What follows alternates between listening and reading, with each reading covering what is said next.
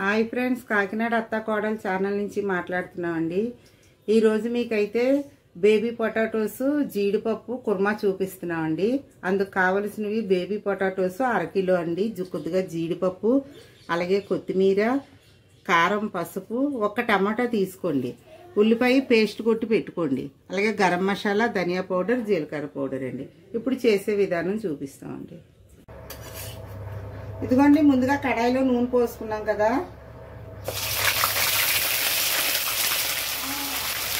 దీంట్లో మనం ఉల్లిపాయ పేస్ట్ వేసుకున్నామండి.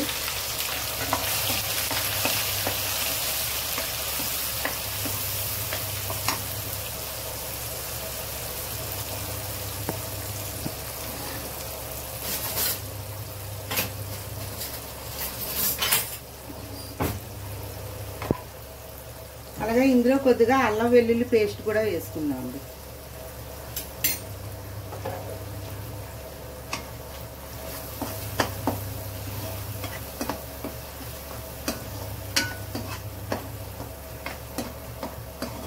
ఇది కొంచెం బాగా ఎర్రగా వేగిన తర్వాత మనం బేబీ పొటాటోస్, గరం మసాలాలు అవి వేసుకుందాం.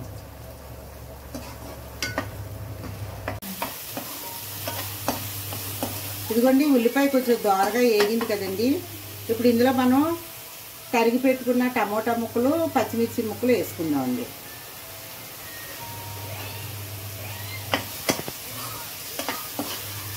ఈ పేస్ట్ కొంచెం గుజ్జుగా తయారయ్యే వరకు వేయించుకుందామండి. ఇదిగోండి ఫ్రెండ్స్, ఉల్లిపాయలు, అల్లం వెల్లుల్లిపాయ పేస్ట్, అలాగే టమాటా, పచ్చిమిర్చి బాగా వేగింది కదండి. ఇప్పుడు ఇందులోని గరం మసాలా పౌడర్, జీలకర్ర పౌడర్, ధనియాల పౌడర్,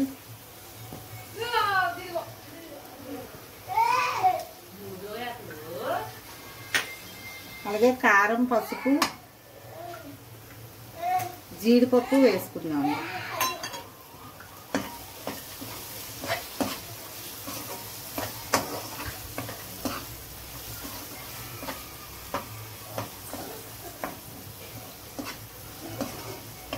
ఇది కొద్దిగా వేపుకున్నాం కదా ఫ్రెండ్స్. ఇప్పుడు ఇందులోని పొటాటోస్ వేసుకుందామండి, బేబీ పొటాటోస్.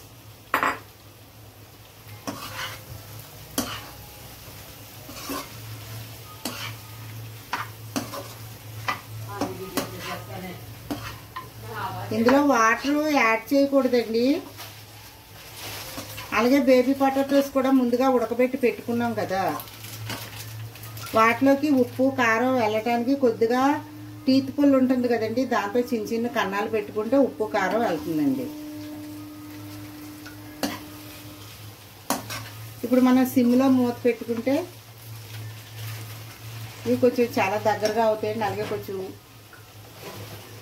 సాల్ట్ కూడా వేసుకుందామండి.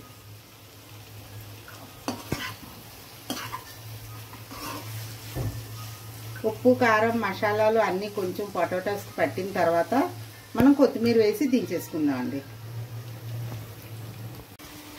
ఇదిగోండి, కొత్తిమీర కూడా కొద్దిగా వేసుకున్నామండి. బంగాళదుంపలు అయితే కొంచెం దగ్గరగా అయిపోయినాయి. ఇప్పుడు దించేసుకుందాం ఫ్రెండ్స్. ఇదిగోండి ఫ్రెండ్స్, బేబీ పొటాటోస్, జీడిపప్పు కుర్మా అయితే రెడీ అయిపోయిందండి.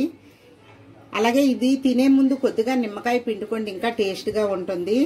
ఇది మీకు నచ్చినట్లయితే లైక్ చేయండి, షేర్ చేయండి, సబ్స్క్రైబ్ చేయండి ఫ్రెండ్స్. అలాగే కామెంట్స్ కూడా తెలియచేయండి. ఓకే ఫ్రెండ్స్, ఉంటామండి, బాయ్.